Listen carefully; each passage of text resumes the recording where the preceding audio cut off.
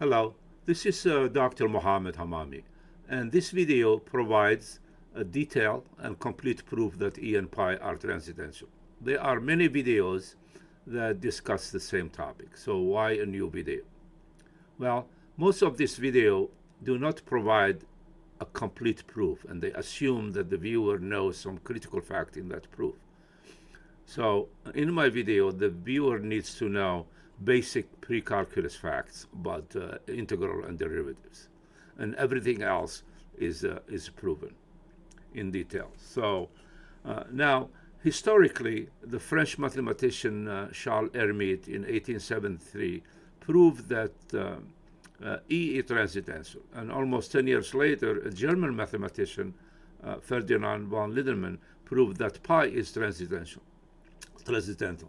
And his proof kind of followed the proof of Hermite. So we may say that the two proofs share a core theorem, and that's my approach. I'm going to state this core theorem and then prove that theorem, and then when we get to proving E is transcendental, it will be just a simple corollaries of that theorem, and the same thing with pi.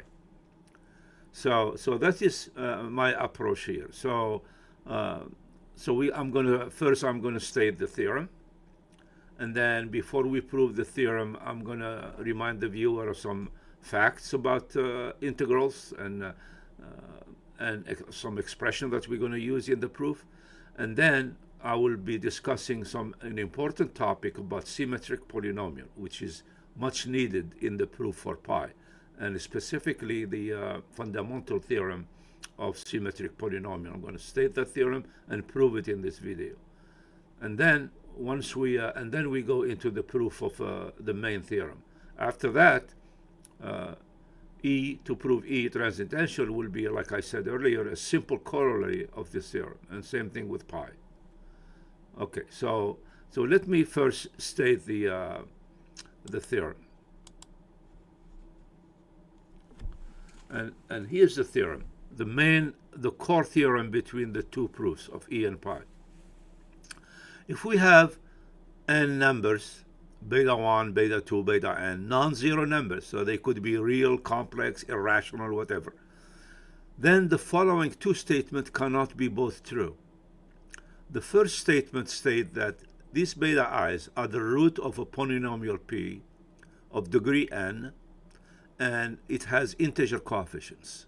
So we may write p of t equal to c times t minus beta 1, t minus beta 2, etc., t minus beta n. And here, if we expand this expression, we're going to find that the coefficient of the power of t's are all integer, starting with this c here. C is the coefficient for t to the power n. So this number is an integer, and so are all the other ones. So this is the first statement. The second statement said there is an integer linear combination of the exponential of the beta i's that is equal to some integer a0 different from 0, and the ai's are integer. So this is an integer linear combination of exponential of beta i's, and there are two flavors of this. If the beta are not all integers, then the statement we require that all the ai's are equal. A times exponential beta 1 and so forth, a times exponential beta n equal to a0 non-zero and a and a0 non-zero integer. And if the beta are integer, the ai could be any set of integer numbers equal to a0 non-zero. So this is the core theorem that both E and pi share when it comes to proving that they are transcendental. So now, before I prove this theorem, I'm going to go through a few facts that we're going to be using over and over in the proof of this theorem. Yeah. And the first one is, if f is a polynomial of degree n, and f of k denote the k derivative of f, then the integral from 0 to plus infinity of exponential minus c f of t dt is the sum from k equal to 0 till n of the kth derivative of f evaluated at 0. And why is that? Well, in here we're going to use, to prove this, you're going to use integration by part, right? So du will be exponential minus t dt, and v would be f of t. So u is minus exponential minus t, and dv is just f prime of t dt. So this integral is just integral of v du, which is equal to uv minus the integral of u dv. Okay, so this uv evaluated at plus infinity at 0 is going to be at infinity is going to be 0, and at 0 is just going to be, this is 1 and this is f of 0. So we get the first element, k equal to 0. You get f of 0. And then you get plus an integral from 0 to infinity of u dv, which is going to be exponential minus t f prime of t dt. And the same thing, it's going to be, that integral is going to give you the k equal 1, f prime at 0, and so on. And you're going to stop at n because the n plus 1 derivative of f is a 0 function. If f is a degree n, then the n plus 1 derivative is a 0 function. Okay. So that's easily, it can be proven easily. And an application of this will be, well, not an application, but this is another formula that we're going to use at the end of this video. Integral from 0 to pi of exponential of it f of t dt is equal to sum k equals 0 to n I to the power k plus 1 times the k derivative evaluated at 0 plus the k derivative evaluated at pi. And here I is the complex number I, the square root of minus 1. So this is cosine of t plus I sine of t. And again, it's the integration by part. So exponential of it dt will be du, and v will be f of t. And then you write the equation, and you get this. Now, if we substitute exponential of it of sine of t, for example, f of t dt, then that integral is just the imaginary part of this. And to get the imaginary part of this, you need to have k even. So I of k plus 1 will be, this term will be a factor of I. That will be the imaginary part. And if you want cosine of t, f of t dt, then we do sum of k equals 0 to n and k odd. So this k plus 1 is even, and I to the power an even number is a real number, and that will give you the real part of this integral. Okay, now in here, in this formula here, we're going to need the k derivative of f. And fact 2 is, if f of t is the product of two functions, often we're going to make f of t to be the product of two functions. Then the k derivative at t is the sum from j equal to 0 to kj. This is the number from the Pascal triangle. That's k factorial over j factorial times k minus j factorial. That's an integer. Okay, and then it's the j derivative of g at t times the k minus j derivative of h at t. So fk of 0 will be just, you replace here t by 0. And to prove this formula, it's very easily, you can prove this easily using induction. For example, k equal to 0, you got only one term. This is 1, this is g of 0, h of 0. And that's, so you get f of t equal to g of t times h of t. Then you assume it's true for k, and then you prove it for k plus 1. So f of k plus 1 of t will be just the derivative of this. And remember that in the Pascal triangle, this number is the sum of the number above it. Okay, so that's a general formula. Now, so we're going to use it in a specific way, and we're going to use this many times. So if f of t is t to the power p times h of t, and this is a polynomial with integer coefficient, so g is t to the power p. So we're going to need all the derivative of of t to the power phi evaluated at 0. Okay, and all the derivative of this function at t equal to 0 are 0 except the derivative number p, which is equal to p factorial. So that's going to simplify this sum. So if k is less than p, right, k is less than p, so j is less than p, and therefore the derivative is 0. Okay, now if k is equal to p, right, there is only one term, it's j equal to p, so you get p and p, so that's 1 times p factorial times, and this will be k minus 0, p minus p will be 0, so that's just h of 0. And since h is a polynomial with integer coefficient, then h of 0 is an integer. So this will be just p factorial times an integer. If k is bigger than p, then this sum here has only one term, is for j equal to p.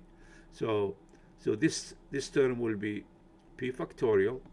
This number I just noted by, it's an integer depending on k. And then here you get k minus p at 0. And since h is a polynomial with integer coefficient, all its derivatives are a polynomial with integer coefficient. So therefore, when we replace t by 0, we're going to get an integer. So this here will become just p factorial times an integer, depending on k, of course.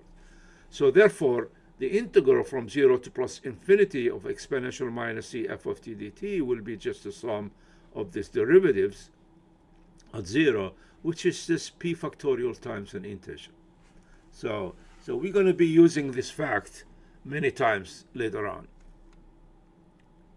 Finally, if f of t is a polynomial and beta is the real or complex number, then this integral from 0 to plus infinity of exponential minus t f of t dt, we can split this integral into two integrals.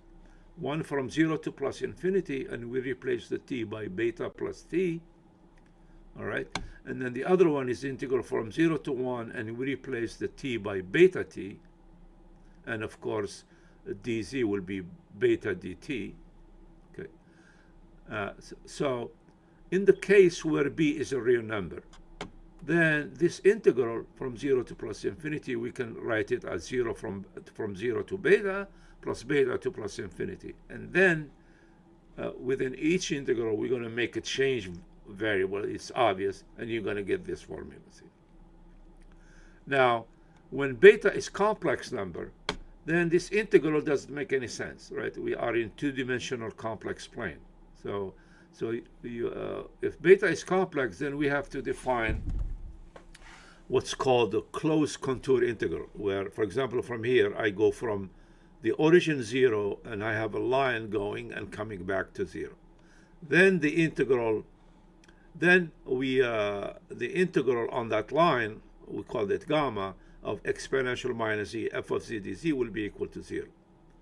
Because, for one thing, this function doesn't have any singularity within this contour, within this closed contour, and it's equal to 0. And so to prove this, we need to define what this gamma is. So in here, we on the x-axis, we go from the origin 0 to a large number r. So here, z is just t, right? So dz is dt. So you get integral from 0 to r of exponential minus t f of t dt. And if we make r goes plus infinity, we get the integral we want. Now then, from r, we go on a vertical line from r to r plus I times the imaginary part of beta. So in here, z is just r plus it. So z is just r plus it times f of r plus it. dz is just I dt. And since we have exponential minus, you're going to have exponential minus r. And then when you make r goes to plus infinity, that goes to 0. So the integral on this line segment goes to 0 when r goes to infinity. And then from r plus I imaginary part of beta, we go horizontally to beta. And here, z is just r, it's just z plus, it's just beta plus t. So dz is dt. So you get this integral from 0 to r of this form here. And when we make r goes to infinity, that goes to this integral. And finally, we go from the point beta in the complex plane to the origin 0. And here, z is just beta t, right? So you get exponential minus beta t, f of beta t, and then dz is just beta dt. And t goes from 0 to 1.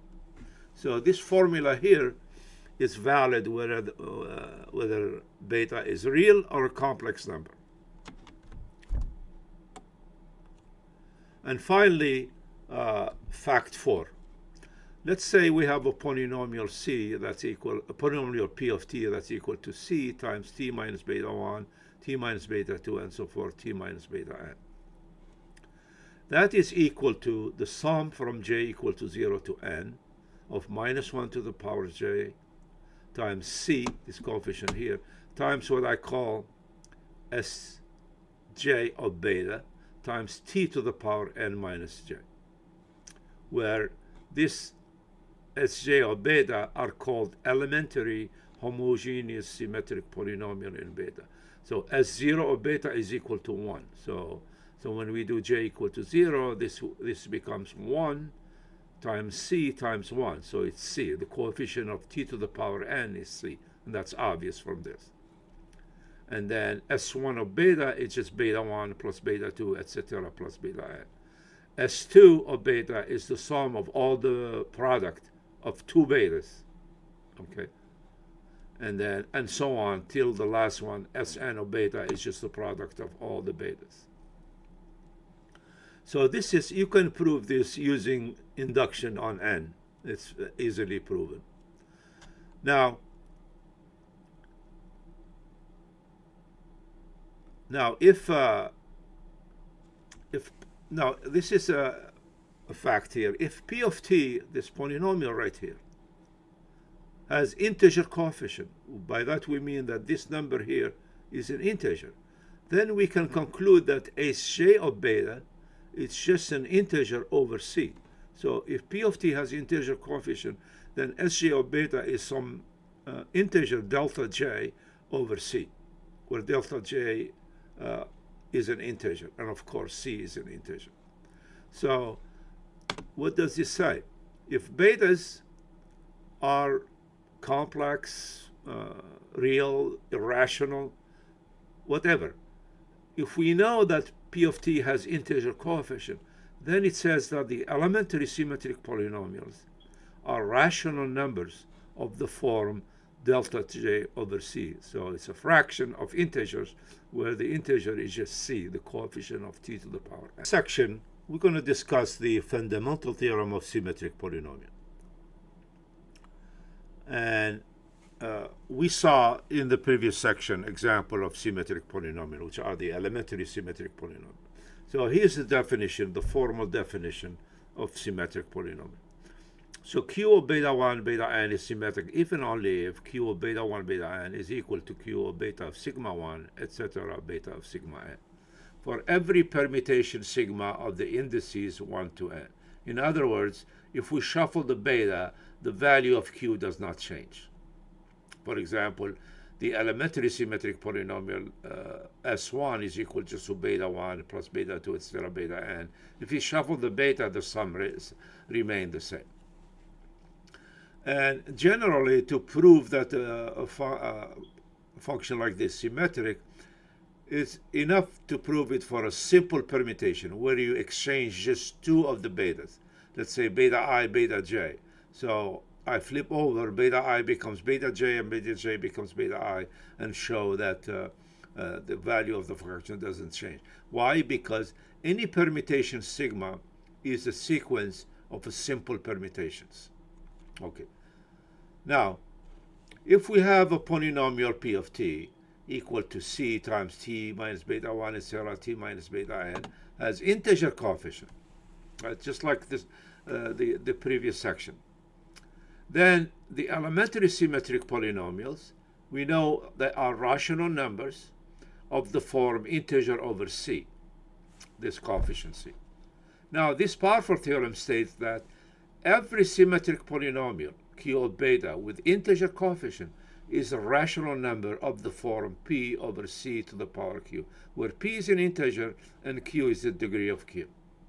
So not only the symmetric polynomial, elementary symmetric polynomial are rational number, any symmetric polynomial with integer coefficient is a rational number. And we know the exact form of that number. It's the denominator is c to the power q. Q is the degree of q. And so let's prove this here. Now, q is the sum of monomials, or finite sum of monomials. And monomials is just something like this. There is a factor here, and then there is beta 1 to the power k1, beta 2 to the power k2, etc., beta n to the power kn. So q is just sum of monomial like this. Now, in q, we're going to order these monomials. And here I'm going to define how to rank order them. So let's two monomials of q. M1 is A1, beta 1 to the power kn, beta n to the power kn, and M2 is A2 times beta 1 to the power L1, so forth, beta n to the power Ln. So we're going to say that M1 is lexicographically less than M2, and we note it like this, M1 with this sign, which resembles the less than with numbers, M2, if either the degree of M1 is less than the degree of M2. What's the degree of M1? Degree of M1 is just the sum of the k's, and the degree of M2 is the sum of the l's. That's the degree of those two monomials. So if this degree of M1 is less than M2, we stop and we say M1 is lexicographically less than M2. Or if the degree is the same, dm1 equal to m2, then we start comparing these exponents, and we start from the left. So if k1 is less than L1, then we stop. We say M1 is lexicographically less than M2. If k1 is equal to L1, we go to the next one, k2, and so forth. So the rule is that if k1 is equal to L1, etc., ki minus 1 is equal to li minus 1, but ki is less than li, then we say that M1 is lexicographically less than M2. Now, this relation here behaves just like the less than numbers, than the one we use for numbers. One of the property of this is that if M1 is lexicographically less than M2, and M2 is lexicographically less than M3, then M1 is lexicographically less than M3. So it's transitive. So we cannot have cycles. We cannot have M1 lexicographically less than M2 and so forth, and then we return to M1. That cannot happen. Now, given this definition, okay, so we can rank order all the monomial of Q. All right. By the way, this lexicographically less resembles when you have a bunch of words and you're trying to rank them alphabetically. It's the same principle. So with this rank ordering, we're going to rank order the monomial of Q from the lowest to the largest, and let L of Q be the largest monomial. So it's going to have this form, AK times beta 1 to the power K1, etc., beta n to the power K, and be the lexico largest monomial in Q. Okay. Now, fact number 5. Symmetry implies that K1 is greater or equal to K2, greater or equal to K3, etc., greater or equal to Kn. And here I'm just going to outline the proof. Suppose that this is the largest Q, but K2 is bigger than K1. Okay. So when we swap beta 1 with beta 2, then we're going to have an expression AK times beta 1 to the power K2 times beta 2 to the power k1, etc. And the other one the same. Nothing changed. And that monomial, since it's beta 1, let's say call it L prime, that's equal to AK times beta 1 to the power k2, beta 2 to the power k1, and then so forth. So that L prime is lexicographically larger than this one. Now, all you have to do now is show that L prime, when we swap those two, belong to Q, is one of the monomial of Q. And there you just write Q as a linear combination of the basis of the monomials. And then you're going to see that the new L prime, that's equal to AK times beta 1 to the power k2 and beta 2 to the power k1, and the other one remained the same, is a monomial of Q. And there you get a contradiction because L of Q is supposed to be the largest one. So that's for k2. So therefore k2 is less or equal to k1. Same thing, k3. Suppose k3 is bigger than k2. You do the same thing. So symmetry is going to apply that k1 greater than k2 and so forth greater than kn. Now, this formula here, L of p times q. So you got two polynomial p and q. So the largest monomial of p times q is just equal to largest monomial of p times the largest monomial of q. Okay. Now, how do we find the largest monomial? So you have a polynomial q. How do you find the largest monomial q? First of all, you apply the first criteria, right? So you're gonna find the monomial of q that have the largest degree, and the largest degree will be monomial of degree equal to the degree of q, right? So therefore we eliminate all the monomials that are less than that. So now you have in your search for L of q, you have all the monomial whose degree is equal to the degree of q. So and they all have the same degree. And then we're going to choose between that subset. Now, since they have all the same degree, then we have to go to k1. We have to compare the exponents. Okay. So in those monomial, we're going to search for monomial that have the largest k1, right? Let's say it's 5. So we're going to keep only the monomial that have beta 1 to the power 5. We eliminate all the other monomial that have exponent 4, 3, or 2, 1. Okay. And then we go to beta 2, and we find the largest among the monomial that are left. We find the monomial that have the largest k2. So let's say it's 3. So we keep only the monomial that have beta 1 to the power 5, beta 2 to the power 3. And we continue like this till we have only one monomial left, and that will be L of q. Now, how do we prove this now? This important relation here. How do we find the large monomial in p times q? So first we're going to keep the monomial that have the largest degree. And how do you do the largest degree? You take the largest degree monomial of p times the largest monomial of q, and multiply those two. So that's the subset that you're going to search. And L of p times L of q will be part of that subset. Okay, and then now that you have all monomials with same degree, then you go to the k1 and you search for the highest k1. So the highest k1 will be highest k1 in p times the high k1 of q. So that's going to reduce the subset. And of course, L of p times L of q is part of that subset. And you continue until you have one left, and that will be equal to L of p times L of q. So that's roughly a quick proof that these two important properties. Now that we have L of q, we're going to form this integers, L1, L2, Ln, such that L1 is k1 minus k2, L2 is K2 minus K3, and so forth. Ln minus 1 is equal to Kn minus 1 minus Kn, and Ln is equal to Kn. And the L's are all greater or equal to 0, because we saw that K1 is greater than K2, K2 is greater or equal to K3, and so forth.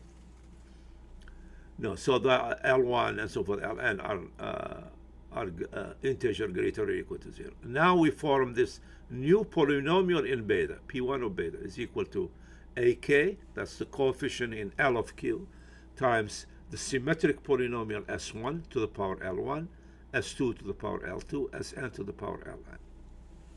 Okay. Now, this elementary symmetric polynomial, right? So this product is symmetric polynomial. And the S1, Sn also have integer coefficient. And AK is an integer. So this is P1 of beta is a symmetric polynomial with integer coefficients. Okay. That's what. Now, what is the largest monomial in P1? So we use the fact number 5 on the previous slide. That's just, since this is a product, so the L of a product is the product of the L's. So it's equal to AK times L of S1 to the power L1, L of S2 to the power L2, L of Sn to the power Ln. Now, what is L of S1? Remember, S1 is just beta 1 plus beta 2 plus beta n. So the largest monomial there is beta 1. S2, the largest monomial in S2 is beta 1 times beta 2, and so forth. So that's what's going to be equal to AK times, here beta 1 is to the power L1 plus L2 plus Ln. So if we add these numbers, we're going to get K1. Beta 2 is going to be beta 2 to the power L2 plus L3, etc. plus Ln. So if we add all this number, we're going to get K2, etc. and we're going to get Kn. So, and that's L of Q. So P1 of beta and L of Q share the same largest monomials. Okay. Now, P1 of beta, we said is a symmetric polynomial with integer coefficient, right? So, and each S1, each Si is what? Is an integer over C. So therefore, P1 is just an integer over the numerator. Here C and here C. So it's C to the power L1 plus L2 plus Ln. And if we add all these, that just gives us K1. So P1 is really an integer over C to the power K1. But K1 is less or equal to Q. So by multiplying the numerator or the denominator by C, Q minus K1, you get an integer over the CQ. So, and now we form a new polynomial, Q1, equal to Q minus P1. Now, Q and P1 are both symmetric polynomial with the integer coefficient. So Q1 is a symmetric polynomial with the integer coefficient. And since P1 and Q share the same largest monomial, and we're doing the difference, so we're going to eliminate this monomial from Q and P1. So what's left in Q are monomial lexicographically less than L of Q. And the same thing in P1. The monomial lefts are the monomial that are strictly less than L of P1. All right? So when we do this difference, the largest monomial of Q1 is obviously going to be lexicographically less than L of Q. Now, if Q1 is 0, then Q is equal to P1, which is equal to integer over C to the power Q, and we're done. We proved the theorem. But if Q1 is not 0, then we iterate. So Q1 now is another polynomial with integer coefficients. We're going to find the largest monomial in that, and we form this else, and then we form another polynomial. We'll call it P2, let's say, and then we do Q1 minus P2, which is Q minus P1 minus P2. So if Q2 is 0, means Q is equal to P1 plus P2, and Both of them are integer over CQ, so Q therefore is an integer over CQ. And we iterate. Now, this algorithm here has to stop, right? Because why? This case, some of the k's are less or equal to this q, the degree of the original polynomial q. So therefore, there are only finitely many k1, k2, kn. So if we keep going this way, at some point we're going to repeat, we're going to have an exact monomial like this, which is lexicographically less than a previous monomial, previous L of qi, and that's a contradiction. Okay, we don't have cycle with this relation. Okay, so the algorithm stops at a finite number of iterations. That means that at some point we're going to have, for example, q5 equal to 0. So q will be equal to p1 plus p2 plus p3 plus p4 plus p5, and all of them have the same form. It's some integer over c to the power q, and therefore here we prove the theorem. Now let's prove the main theorem. We have all the facts, initial facts, and now we are ready to prove this main theorem. So statement number 1 of the main theorem. This polynomial p of t is c times t minus beta 1 and so forth, t minus beta n, has integer coefficient. So, and let a new function, a new polynomial, f of t, equal to t to the power p minus 1 times p of t to the power p.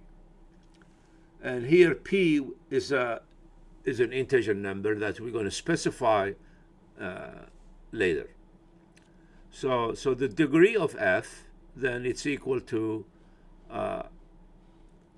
n, the degree of p of t, times p plus p minus 1. And now let's I be the integral from 0 to plus infinity of exponential minus the f of t dt. Now, this function f of t is the product of two functions. Okay, one, t to the power p minus 1, and we know all of its derivatives.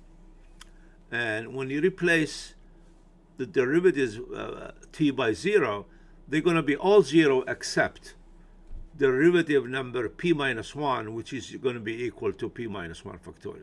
So from fact 2, we already went through this.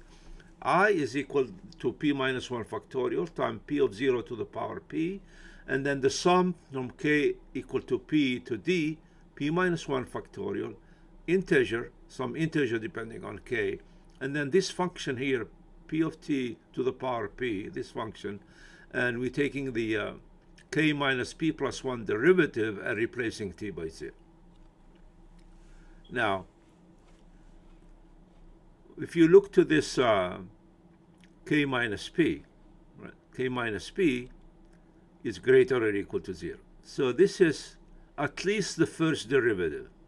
Okay, for k equal to p, it's the first derivative. For k bigger than p, it's the second, third, so forth derivative. When we do the first derivative, for example here, when you do the first derivative, the p is going to come down here. It's going to be a factor here. And therefore, it's going to be a factor for any derivative subsequently. So when we replace t by 0, remember that p of t is integer coefficient. So we're going to get p times an integer. Okay. So now we have I is equal to p minus 1 factorial times p of 0 to the power p plus sum of k equal to p to d of p minus 1 factorial times p times some integer depending on k. So we divide both sides by 1 over p minus 1 factorial. We get p of 0 to the power p plus p times an integer. Now remember that p of 0 is the constant term of p of t, and it's equal to minus 1 to the power n times c times the product of all the betas. Now this is a non-zero integer. For one, p of t, we're assuming that it has integer coefficient. So and this is the constant coefficient. So p of 0 is an integer. And now it's non-zero because c is non-zero, and all the betas are non-zero numbers. So this is a non-zero integer. So now, if this term here is 0, if I is 0, that means that p divides p of 0 to the power p. Now, if we choose p to be a large prime number, so that p does not divide p of 0, and therefore I is non-zero, all we have to do is choose p that's bigger than p of 0. And since it's prime, it does not divide p of 0 to the power p. So I is not 0. Okay, let's go to the equation in the second statement of the main theorem, and we're going to multiply that equation on both sides by I. Okay, and remember, I is not 0, so we're not dealing with 0 equal to 0, and we need to compute this this expression here, exponential beta I times I, and here we're going to use facts 3 and split that integral I into two integrals, one from 0 to plus infinity of exponential minus beta I plus t, and when you multiply it with the exponential beta I, you're just gonna, what's left is just exponential minus t, and then f of beta I plus t dt, plus the integral from 0 to 1 of f beta I t beta I dt, an exponential minus beta I t, and then here you're gonna get this minus times this minus plus, you get exponential beta I, the one right here. Okay. Now, let's call this integral ui and this integral vi. So we're going to deal with vi later on, but let's look at this integral ui. So this function, let's call this function g sub I, t of beta, t plus beta p minus 1 times the pi of k not equal to I of this expression. Now, f of beta I plus t is this, but without the k not equal to I for all k. But when we get to k equal to I, you're going to get t plus beta I minus beta I, which cancel out, and then you get just t to the power p. So ui is just t to the power p times this function here.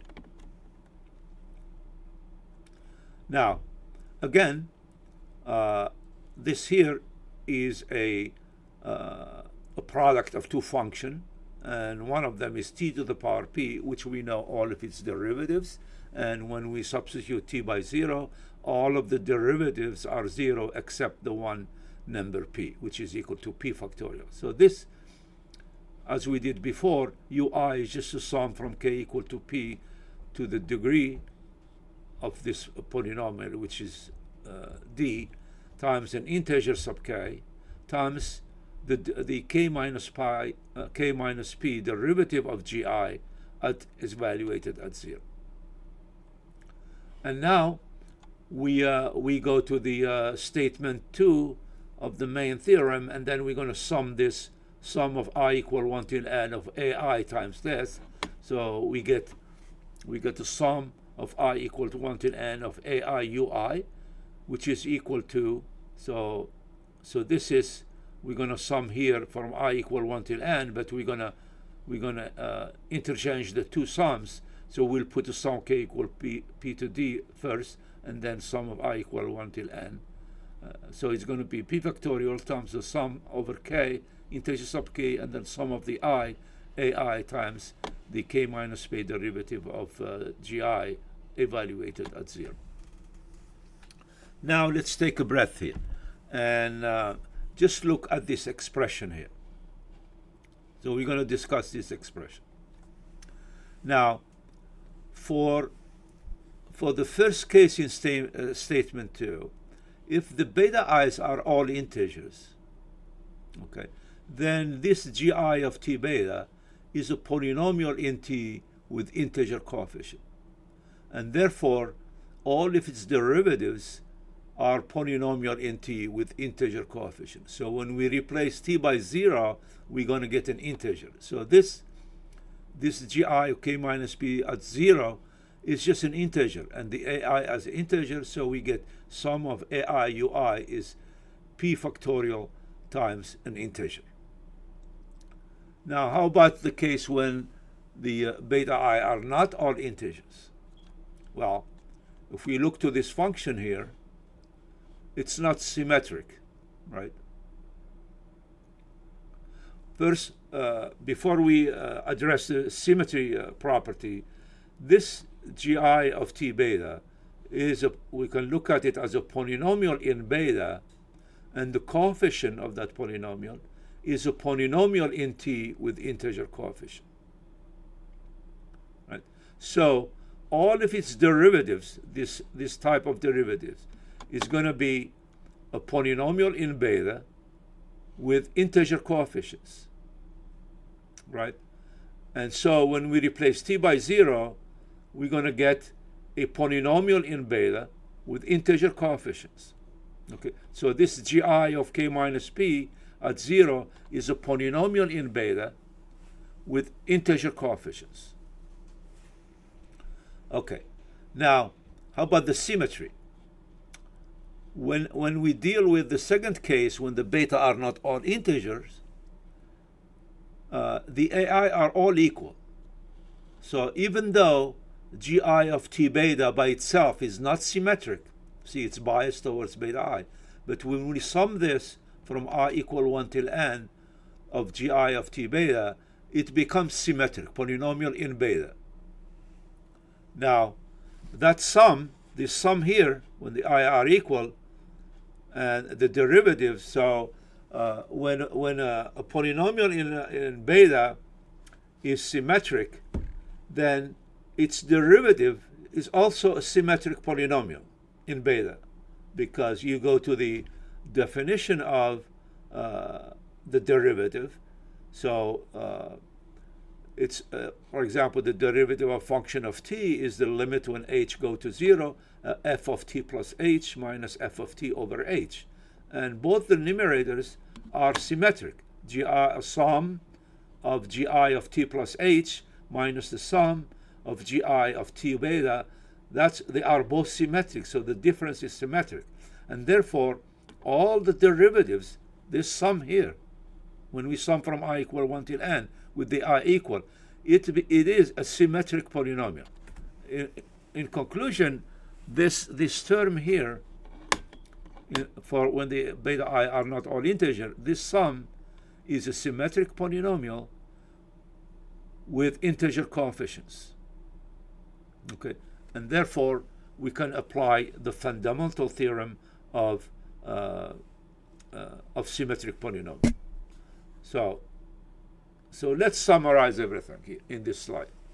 So if the beta i's are all integer, gi of t beta is a polynomial in t with integer coefficient, and so are all of its derivatives, and therefore sum of ai ui is just p factorial times an integer. Now, if the beta are not all integers, then ai is constant, is a. So this sum here is a symmetric polynomial in beta whose coefficients are polynomial in t with integer coefficient. And so all of its derivatives, which is in the expression in the previous slide, are the same. They are polynomial in beta with the coefficient being polynomial in t with integer coefficients. Moreover, for t equal to 0, and also it's symmetric, all right? And moreover, if we put t equal to 0, we're going to get a symmetric polynomial in beta with integer coefficients. And now we can use the fundamental theorem of symmetric polynomial. So from the fundamental theorem of symmetric polynomial, this sum from I equal 1 till n to a ui is just equal to p factorial times the sum from k equal to p to d of g sub k, which is an integer, over c to the power r. And then here the r is just the degree of this gi of t beta, which is n minus 1 times p plus p minus 1. So, and then And that's exactly equal to d minus p. Remember, d is np plus p minus 1. So by multiplying numerator and denominator by c to the power d minus r, that will cancel this r, and then we get just p factorial times an integer over c to the power d. Now, from here on, I'm just going to treat both cases, the beta integer or beta not all integer, the same. So when I say AI, if the beta is integer, they could be any number, any integers. But if the beta are not all integer, then the AI is just equal to A, this A here. And here, on the right side, if the beta are all integer, then just suppose that d is 0. So this will be just c to the power 0, it's 1. And we know that in that case, this sum is just p factorial times an integer. So now, we go to the A0. We multiply both sides of the equation in statement 2 by I. So we're not doing 0 equal to 0. So that's just equal to sum I equal 1 till n of AI exponential beta I times I, which is just the sum of I equal 1 till n of AI ui plus the sum of I equal 1 till n of AI vi. Now in here, we're going to multiply this sum here by c to the power d over p minus 1 factorial. Actually, we're going to multiply both sides by c to the power d over p minus 1 factorial. So that c to the power d is going to cancel this denominator, and we just have p factorial times an integer. And p minus 1 factorial, we divide this, we have just p left. So this c to the power d p minus 1 factorial times a0I is just going to be p times an integer plus epsilon of p, where epsilon of p is equal to c to the power d times this sum of ai vi over p minus 1 factorial. So let's look at this term here, vi over 1 over p minus 1 factorial. That's just an integral from 0 to 1, or 1 over p minus 1 factorial times this expression here. So here we are integrating over a bounded interval, right? And this is a continuous function, which is basically this piece here. It's just an exponentiation over a factorial. And you know the limit of x to the power p over p factorial, that goes to 0 as p goes to infinity. So this epsilon of p converges to 0 as p converges to infinity. So, and also from the previous, from one of the previous slides, remember when we proved that I was non-zero, we had 1 over p minus 1 factorial of times I, that was equal to p of 0 to the power p plus p times the integer. So therefore,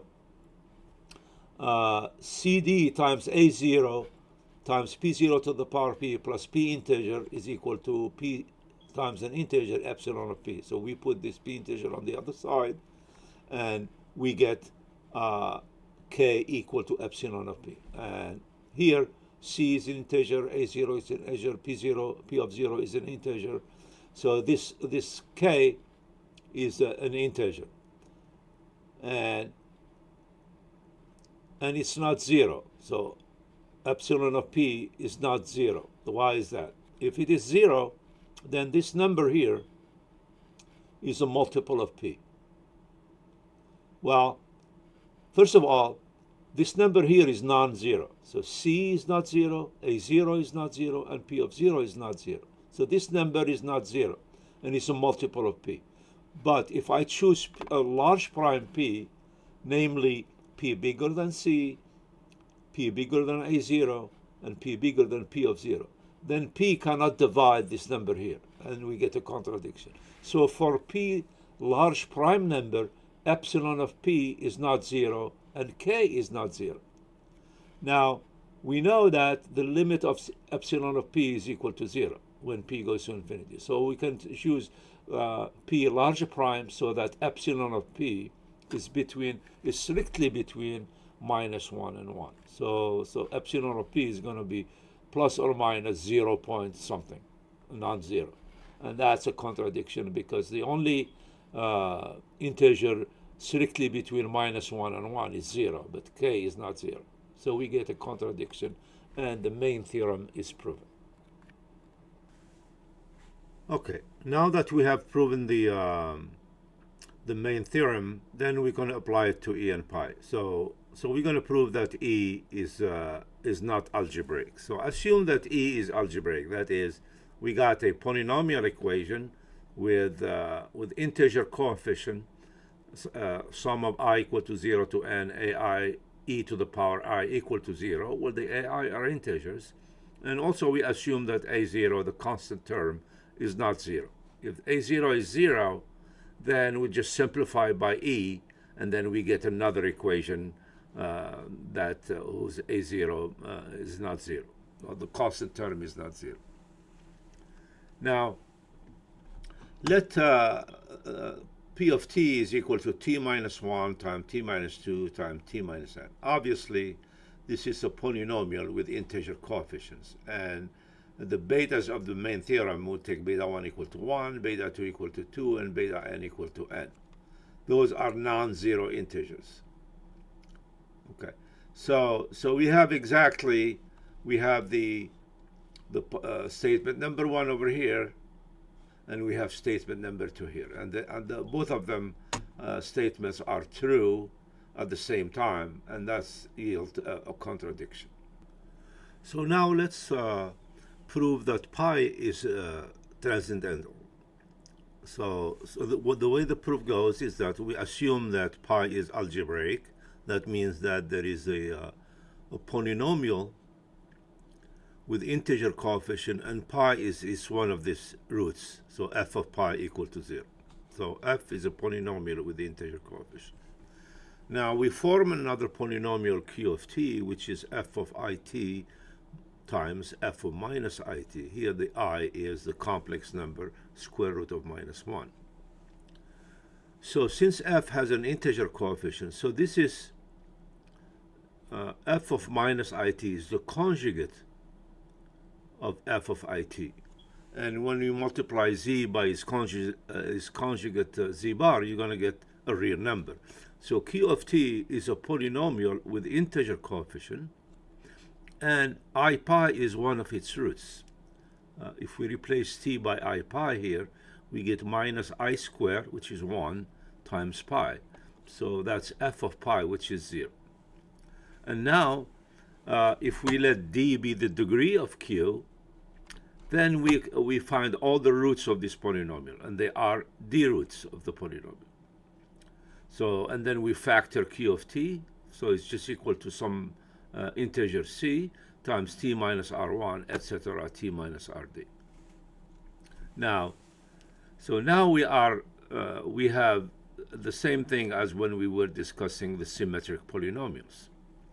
Now we can say that from the fundamental of symmetric polynomials, any symmetric polynomial in R's that has integer coefficient, then it is a rational number of the form integer over c, this c here, to the power the degree of that polynomial. Okay, and this is what we're going to use in a minute. Now we have to define what the betas are from the main theorem, and this is where we define them. Let this set be beta 1 beta capital D equal to the set of all beta, where beta is the sum of a subset of the R's for all possible subsets of this of R1, R2, Rd, except the empty set. So we're going to have then the number of betas is going to be this capital D equal 2 to the power D minus 1. So we subtract minus 1 because we don't take the empty set. So these are the betas. Now, let's make an observation here. If we do a permutation of the R's, that's not going to change this set. It's the same set. And therefore, I'm going to get the same set over here. except that any permutation of the r's is going to correspond to it a permutation of the betas, but the set is the same. Okay, now let's define then this polynomial r of t is equal to t minus beta 1, t minus beta 2, and t minus beta d. And we've seen before that the coefficient of these polynomials are this symmetric, elementary symmetric polynomial, which are plus or minus 1 times si of beta. Okay, that's fact 4. All right, because c here is 1. Now, si of beta, like for example S1 is just beta 1 plus beta 2, etc., beta d. So si of beta is, each beta I is the sum of the r. So we have a polynomial in beta, and each beta I is a polynomial in r. So therefore si of beta is a polynomial of the r's, and it is with integer coefficients. Okay, because the si beta are integer coefficient, and the beta I is a is the sum of the r, so the coefficient are integer. So overall, we're going to get a polynomial of the r's with integer coefficient. Now, symmetric, it's because when we shuffle the r's, when we do a permutation of the r's from the previous slide, it just corresponds to the permutation of the beta. But the si of beta are symmetric. So si of beta as a function of the r, it's a symmetric polynomial with integer coefficient. And we apply now the fundamental theorem of symmetric polynomials. So si of beta is just going to be an integer over c to the power I. I is the degree of this polynomial. Okay. I is the degree of this polynomial as a function of beta, but the beta is, since it's just sum of the r, the degree of beta I as a function of the r is just 1. So you're going to get the degree of si of beta as a function of the r's, it's just I. Okay. And the maximum I is going to be the one that just has beta 1 times beta 2 times beta t, which is d. So if we multiply r of t by c to the power d, it's going to cancel all the ci's, and then we're going to get a polynomial p of t with integer coefficient whose roots are the betas. Okay. Now we don't have yet the statement number 1 of the main theorem. We need the betas to be non-zero. But if some of the betas are zeros, so we just put them together, and here you get t to the power k. So we just ignore that t to the power k, and what's left is a polynomial p of t with integer coefficient whose roots are the non-zero beta. Okay, from here we exclude all the zero betas, and we have exactly statement number 1 to be true. Now, how about statement number 2 of the main theorem? So we have 0 is equal to exponential r1 plus 1, exponential r2 plus 1, etc., exponential rd plus 1. Because why? The first one, r1, we saw it's I pi, and exponential I pi plus 1 is equal to 0. This is the Euler identity. And then when we expand this product, we're going to find exactly exponential of beta 1 plus exponential of beta 2, etc., exponential of beta capital D plus 1. That's equal to 0. I mean, you could prove this by induction on the number of r's. It's trivial that this is equal to this. If sum of the beta i's, so we almost here, we're almost there for statement number 2 of the main theorem. We need the beta to be non-zero. If some of the betas are zeros, for example, if beta 2 is 0, so you get exponential 0, 1, so we just add it to this 1. So therefore, after we do all that, we're going to end up with the sum exponential beta I for the non-zero beta I plus some integer equal to 0. And therefore, we got exactly statement number 2 of the main theorem.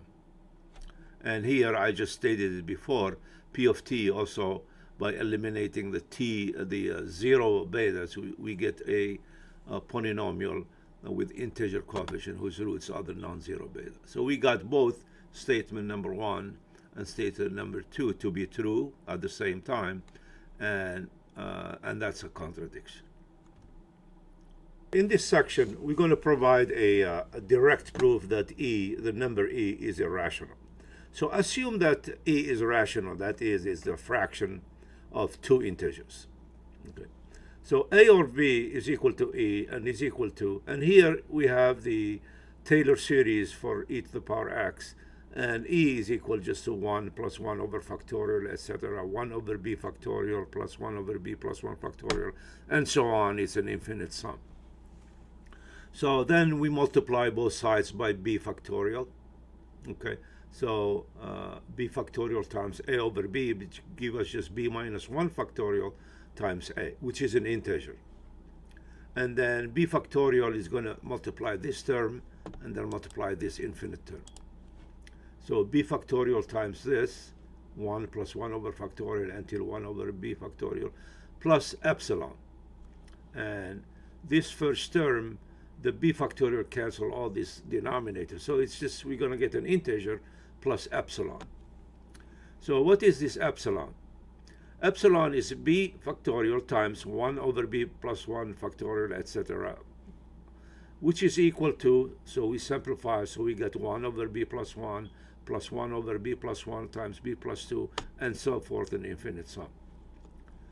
And then we factor 1 over b plus 1, so we get 1 here, and then 1 over, we replace b plus 2 by b plus 1, and then here we get also b plus 2 times b plus 3. We substitute them with b plus 1, so we get 1 over b plus 1 squared, and so on. And that's equal to 1 over b plus 1. And here, this parentheses, it's just a geometric series. It's just equal to 1 over 1 minus s, where s is equal to 1 over b plus 1. And that, of course, that series converges because s is strictly between 0 and 1. So we calculate this, and we're going to find that it's equal to 1 over b, which is less or equal to 1. So epsilon, first of all, epsilon is positive, right? And epsilon also is strictly less than 1. And so, therefore, we're getting an integer equal to epsilon, and that's a contradiction. Okay, in this section, we're going to prove that pi, directly, we're going to prove that pi is irrational. Okay, so assume that pi is rational, that is, pi is a fraction of two integers. That's what it means to be pi being rational. And then let's define s to be this expression here, b to the power n over n factorial times the integral from 0 to pi of sine of t, t to the power n, pi minus t to the power n dt. Now, clearly, s is greater than 0 because the sine is bigger than 0, t is bigger than 0, and pi minus t is bigger than 0, and the integral is over a finite set, a bounded set. So s is clearly positive for any n greater or equal to 1. And now, when we put this b to the power n over n factorial inside, the inside it has a maximum over a bounded set. So the expression would be an exponentiation over a factorial, and of course the limit of that will be 0. So we can choose n very large so that s is near 0 and strictly less than 1. So s is like 0 point something, and the integral part is 0. Now next we're going to prove also that s is an integer, which give us the contradiction. Now let's this function f of t, t to the power n, pi minus t to the power n. And instead of calculating this sine of t, we're going to calculate integral from 0 to pi, exponential of it f of t, where I is a complex number, square root of minus 1. So this integral right here is just the imaginary part of this, because exponential it, that's just cosine t plus I sine t. And then from fact 2, we saw that this integral, actually fact 1, this integral is just sum from k equal to 0 to 2n because that's the degree of f, okay, of I to the power k plus 1 times the kth derivative of f at 0 plus the k derivative of f at pi. Now, again, here we have this function that's the product of two functions, t to the power n and pi minus t to the power n. So t to the power n, of course, we know all of its derivatives. And at t equal to 0, all of them are 0 except the nth derivative, which is equal to n factorial. So this, the kth derivative at 0, that's just the formula from fact 2. That's sum j equal to 0 to k, kj, which is an integer number, times the jth derivative of this function, t to the power n, evaluated at 0, and then the k minus j derivative of pi minus t to the power n, evaluated at 0. So you could see from here, if k is less than n, then j is less than n. So this sum will be 0. And if k is between n and 2n, then this sum has only one term, that is j equal to n. So you will get kn, then this becomes n factorial, and this becomes the derivative of the k minus n derivative of this function. So to summarize, f of k of 0 is equal to 0 if k is strictly less than n. And then for k between n and 2n, it's an integer times the n factorial times pi to the power delta k. Well, before we say it's k minus n, right? So if k minus n is greater or equal to 0 and less or equal to n. So this exponent is between 0 and n. Now, this is pi is equal to a over b, right? So this is a to the power delta k over b to the power delta k. So if I multiply by b to the power n over n factorial, so we cancel this n factorial, and then this bn will cancel the denominator of this term here, and therefore you get b to the power n over n factorial times f of k of 0. That's an integer. Of course, it depends on k, but it is an integer, okay? And also, the same result will be b to the power n over n factorial times the k derivative of f of pi is an integer. Why? Because the function is symmetric. If I go back here, this function t pi minus t is symmetric with respect to pi over 2. So whatever we say at 0 is valid for t equal to pi. And so all this term right here, if you multiply now b to the power n factorial of this integral, we're going to get here an integer. And then to find this s, it's just taking the imaginary part of this, which is the sum from k equal to 0 to 2n. And to get the imaginary part here, we need to take k even. So our integral is just sum from k equal to 0 to 2n, k even, of minus 1 to the power k over 2, and then this f of k of 0, f of k plus f of k of pi. So s is also a non-zero integer, and that's a contradiction. I mean, there is no integer strictly between 0 and 1. And that's the end of this presentation about the e and pi being transcendental and also irrational.